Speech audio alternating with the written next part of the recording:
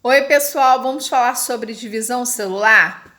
Essa matéria é de extrema importância tanto para o pessoal do primeiro ano, que está vendo pela primeira vez, como para o pessoal do terceiro ano, para poder entrar na matéria de genética, tá? Divisão celular. As células se dividem por vários motivos, né? Seja porque o bebê está em formação e crescimento dentro do útero materno, seja porque você se machucou e precisa fazer um processo de cicatrização, ou porque a criança está em crescimento. Por vários motivos, então, vai haver processo de divisão celular formando novas células no organismo. Então, nós temos diferentes tipos de divisão celular. Nós temos a mitose, que vai formar as células somáticas, que são as células do corpo todo, e nós temos a meiose, que vão formar as células gaméticas. Quem são? As células da alegria, espermatozoide e óvulo, ok? Só que antes de ocorrer mitose ou meiose, tem uma fase de extrema importância que cai muito em prova, que é a intérfase. O que é intérfase? Está havendo uma Haven dentro do núcleo da célula antes dela se dividir. O que está acontecendo dentro do núcleo da célula? É o momento em que os cromossomos vão estar se ajeitando ali, se arrumando, para se preparar para o momento da divisão celular, tá? E nisso pode haver, por exemplo, duplicação do DNA. O que é duplicação, gente? O DNA, ele faz cópias deles, clones dele, tá? Até porque as novas células que vão se formar vão precisar de moléculas de DNA, ok? Então, se essa duplicação está acontecendo dentro do teu corpo, o DNA tem que ser igual, não pode ser diferente.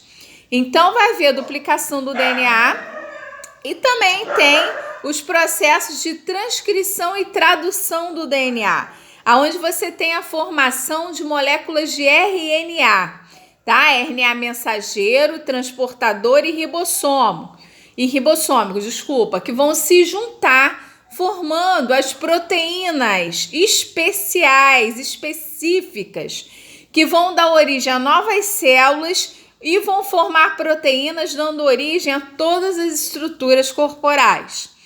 Então, gente, não pode esquecer nunca da intérfase, tá?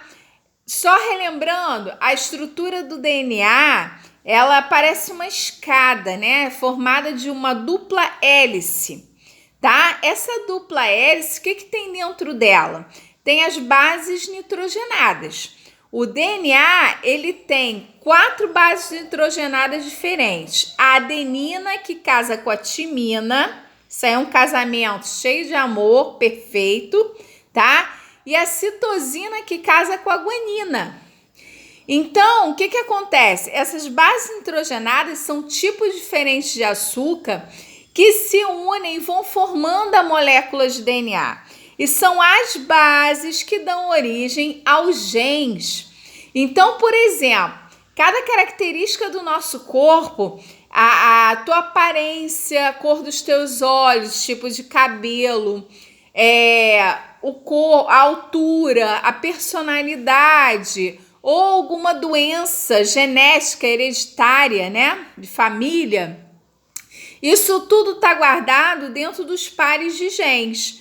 Por que são pares? Porque um vem do óvulo e o outro vem do espermatozoide. E quando eles se juntam, eles formam pares.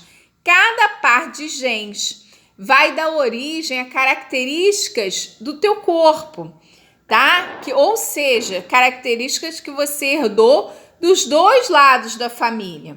Então, não esqueçam que esses genes são formados justamente por essas bases nitrogenadas. Aí a gente volta na questão, né? Por que o DNA se duplica? Ele se duplica porque é ele que vai dar origem, por exemplo, com as bases nitrogenadas aos genes, tá? Guardando todas as informações que vão formar o organismo e fazer ele funcionar, ok? Gente, qual é a diferença do DNA para o RNA? O RNA é como se fosse a escada pela metade, ela só tem uma banda. mas também é formado pelas bases nitrogenadas.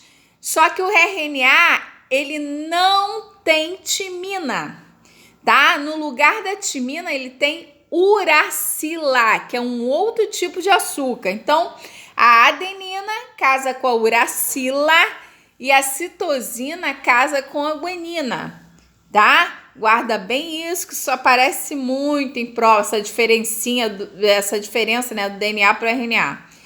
O detalhe importante, né, é que o RNA, ele tá na minoria dos seres do nosso planeta. A maioria tem DNA. A minoria tem RNA. Por exemplo, o vírus da AIDS é um retrovírus. O Covid-19 é também um retrovírus, tá? O vírus da gripe, por exemplo, é um adenovírus, que ele tem DNA.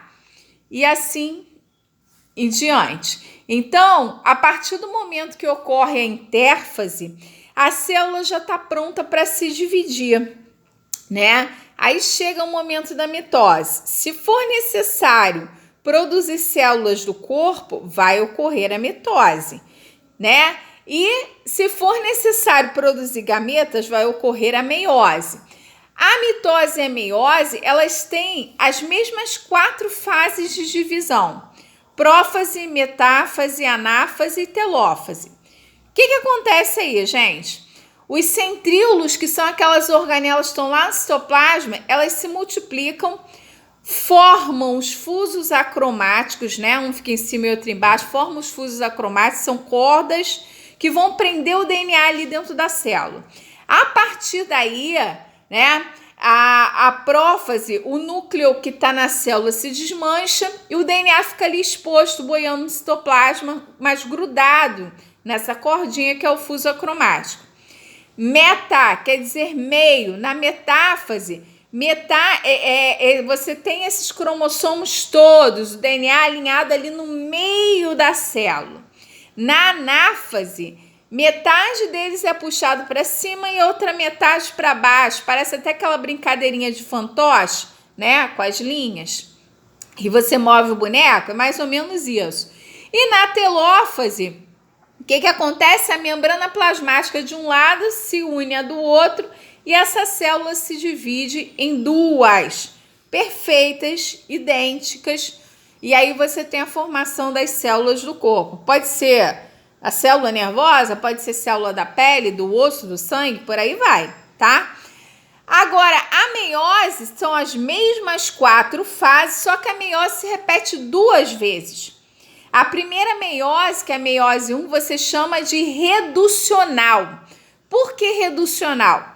Porque o ser humano tem 46 cromossomos e vai reduzir, né, esses cromossomos para 23. Ou seja, você tem espermatozoides e ovos apenas com a metade da carga de cromossomos, que são 23. Por isso que ela é chamada de reducional, tá? Uma coisa de extrema importância, gente.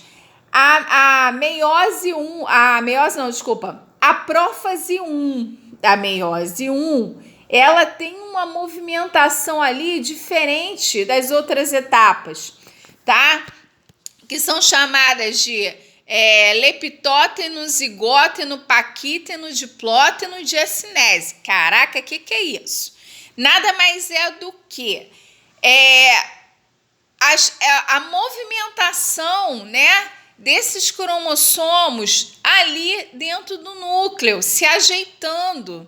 E aí, na fase que é chamada de paquíteno, na prófase 1, tem um processo chamado de crossing over acontecendo. O que é o crossing over? Eu tenho 2 cromossomos, esses cromossomos vão namorar, tá? E aí vão trocar pedacinhos, sequências de genes. Isso acontece sempre, por exemplo, na formação dos espermatozoides. Então, em cada ejaculada que o cara libera, ele tem bilhões de espermatozoides produzidos e todos eles têm uma sequência de genética diferente graças ao crossing over, né, que aconteceu, tá? Isso garante o quê, gente? A variabilidade da espécie, ok? As demais etapas são iguais. tá? Prófase, metáfase, anáfase, telófase. Acontece igual aconteceu lá na mitose. A meiose 2 é chamada de equacional, porque ela vai aumentar a produção de células, mas sempre cada célula, espermatozoide ou óvulo, com 23 cromossomos. Não esqueçam isso. Gente, quando você fala de variabilidade genética, aí lá o pessoal do terceiro ano, né, que vai entrar em genética, vai ver que quem começou a estudar isso tudo, tá, a aprofundar essas coisas, foi o Gregor Mendel. O Mendel, ele descobriu que as características vinham dentro de fatores, até então ele não deu o nome de genes, isso veio depois, tá? E que esses genes herdados dos pais, eles poderiam apresentar variações. Então, traduzindo, por exemplo, se você for falar somente de tipos de cabelo, né? Você tem cabelo liso de verdade, tá? Não é o caso do meu, foi alisado à força. Então, você tem cabelo liso de verdade, você tem cabelo ondulado, você tem cabelo mais crespo, né? Você tem cabelo loiro, castanho, aí tem uma variação muito grande das cores, castanho claro, médio, escuro, né? Tem um preto. Então, isso são variações, isso vem da variabilidade genética, ok? Então, gente, eu espero que vocês tenham entendido a explicação, vejam os materiais, tá? Beijo, amo vocês.